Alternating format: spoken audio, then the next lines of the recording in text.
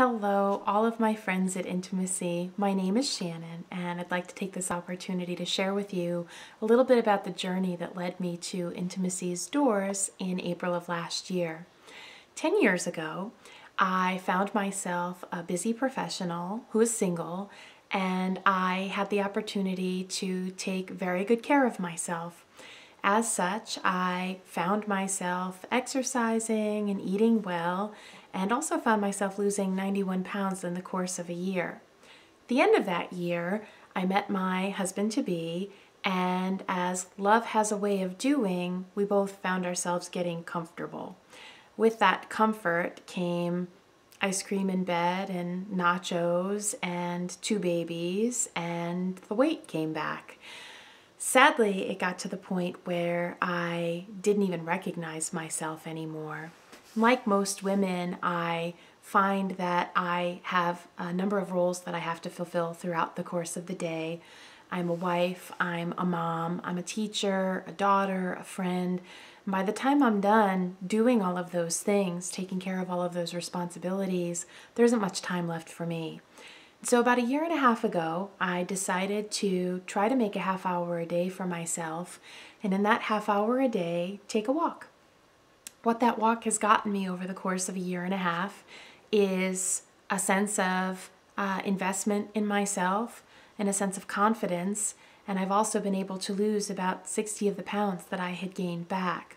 I've also found myself adding things like weight training back into my regimen, and never could have imagined that I would be here again and feeling better about myself. One of the few guilty pleasures in my week and my husband's week is watching What Not to Wear. Although he'd be mortified if he knew I was sharing this with you, both he and I are huge fans of Stacey and Clinton. And in a very sweet gesture, he decided to nominate me several times for the show, hoping to be able to reward me for the work that I had done in losing weight. Sadly, I must report that I've never been selected for the show, which I suppose is a compliment in some ways, but he felt badly for me, and so he decided that he was going to take matters into his own hands.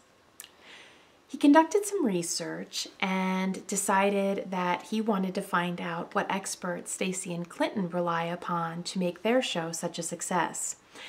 After he had gathered all of his research, he planned a special day for the two of us in New York City.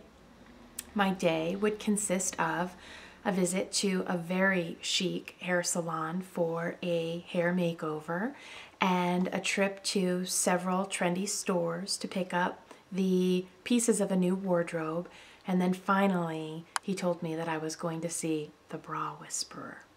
So with that information, we headed into the city, and sadly my haircut turned into a modified mullet, which required an emergency alteration the next morning to repair.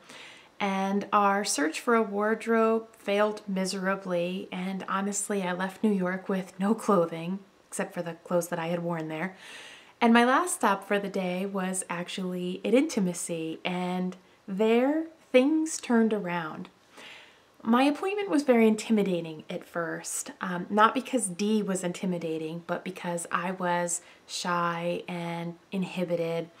And it wasn't long before Dee said to me, even with my clothes on, "You will not believe the gorgeous bras that I have for you. Wait here, I'll be right back." And she came back with a pile of beautiful bras, all in my size, and she was literally excited to help me find pieces that would work for me and make me feel better. While I was there, I actually shared with her the story of how I wound up there, and she cried. Where do you go that women actually support other women in that way? She was celebrating with me, and that was an experience that I never would have anticipated. In all, our What Not to Wear day was a relatively abysmal failure. Although my husband had the sweetest intentions, really, Dee saved the day. Had it not been for her, I'm not sure that my trip to New York would have been memorable in a good way. Interestingly, when I came home, I found that it was a good thing that I had held off on the new wardrobe, because with the new bras, the clothes I had actually fit. They looked good. I looked as if I belonged in them, and it wasn't as if I had lost 20 pounds during that trip or a tailor snuck into my closet while we were away. It was just that I had the right garments on and the clothes fit properly. So it's amazing how one little piece of clothing boosted my confidence, uplifted my spirit, and gave me the motivation to keep going. Now, honestly, I might like to keep all of this a secret, selfishly, but it's my own brand of public service as of late to share with all of my girlfriends and family members my experience. And most of the women that surround me don't make this kind of time for themselves. And I've been encouraging them to consider what just 1/2 hour can do. If they take the 1/2 hour, literally every day thereafter can feel so much better.